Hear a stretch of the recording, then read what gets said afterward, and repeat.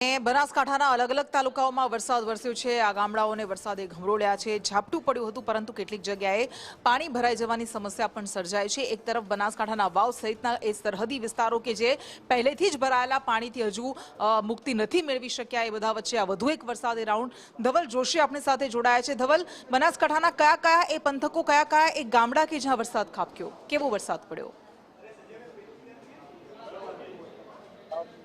તમામ જગ્યાએ અત્યારે વરસાદી ઝાપટા છે તે યથાવત જોવા મળી રહ્યા છે। મહત્વની વાત છે કે બનાસકાંઠા જિલ્લાના કાંકરેજ સહિત ઓગળ પંથકમાં વરસાદ માહોલ સર્જાયો, વરસાદી ઝાપટા થયા અને તેને જ લઈને જનજીવન છે તે પ્રભાવિત થયેલું જોવા મળી રહ્યું છે।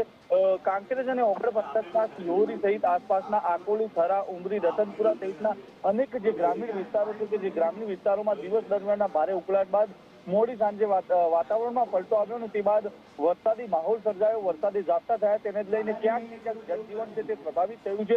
મહત્વની વાત છે કે ખેડૂતોના ખેતરોમાં મગફળીનો પાક લેવાનો સમય છે અને તેવા જ સમયે થતો વરસાદ છે તે અત્યારે ખેડૂતો માટે ક્યાંક ને ક્યાંક નુકસાનરૂપ સાબિત થઈ શકે છે, જેને લઈને અત્યારે ખેડૂતોમાં ક્યાંક ને ક્યાંક ચિંતાનું મોજું ફરી વળ્યું જોવા મળી રહ્યું છે। જી બિલકુલ, એટલે ખેડૂતો માટે આભાર આપનો। ખેડૂતો માટે આ ચિંતાનું મોજું છે જ, સંકટ છે, કારણ કે મગફળીનો પાક હોય, કપાસનો પાક હોય કે પછી અન્ય પાક નુકસાન થશે એવી પૂરેપૂરી શક્યતા છે। પરંતુ એ બનાસકાંઠા હોય કે પછી અમદાવાદ હોય, એ સૌરાષ્ટ્રના પંથકો હોય કે પછી કચ્છ હોય, આ બધા જ જિલ્લાને વરસાદે ઘમરોળ્યા છે। બધી જ જગ્યાએ વરસાદ ખાબક્યો હતો અને આ વરસાદી ઝાપટાને લઈને ખેડૂતો ચિંતામાં મુકાયા છે। બનાસકાંઠાના થરાદમાં પણ ઝાપટું પડ્યું હતું અને આ સારું એવું ઝાપટું આવ્યું, જેના કારણે ખેડૂતોને નુકસાન થશે તેવી ભીતિ છે। તો કચ્છના પંથકોમાં, કચ્છના રાપરમાં પણ આ વખતે વરસાદ વરસ્યો હતો। આ એ પંથક છે કે જે પહેલા એક એક બુંદ માટે, એક એક ટીપા માટે તરસતો હતો, પરંતુ અહીંયા વરસાદ થંભવાનું નામ નથી લેતો। અમદાવાદના પણ રાયપુર સહિતના વિસ્તારોમાં, વિવિધ વિસ્તારોમાં વરસાદ ખાબક્યો।